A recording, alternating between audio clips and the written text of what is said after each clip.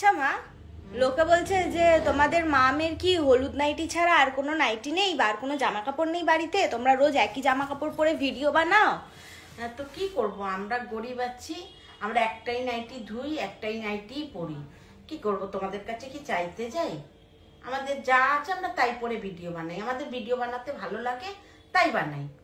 আমরা তো আদার্স কারোর কাছে কিছু বলতে যাচ্ছি না যে না আমরা গরিব, আমাদেরকে তোমরা টাকা দাও, এই দাও ওই দাও, আমরা তো সেটা করছি না। আমরা আমাদের মতো ভিডিও বানাতে ভালো লাগছে। হ্যাঁ, আমি ছেঁড়া নাইটি পরে ভিডিও বানিয়েছি। আমার মনে হয় না যে একটা নাইটি ছিঁড়ে গেলে সেটাকে সেই দিনই ফেলে দিতে হয়, সেটাকে আমি সেলাই করেও করতে পারি। যেইভাবে গরিব আছি গরিবের মতনই থাকি, ওইটা তোমাদেরকে দেখতে হবে না, ঠিক আছে? আমাদেরকে লোকে ভালোবাসছে, একটা নাইটিতে লোকেই ভালোবাসছে। হ্যাঁ, তোমাদের দু চারজন লোকই আছে যারা কিন্তু বাজে কমেন্ট করছে। আদার্স যারা মানে রয়েছে না, তারা কিন্তু এত বাজে কমেন্ট আমাকে করে না।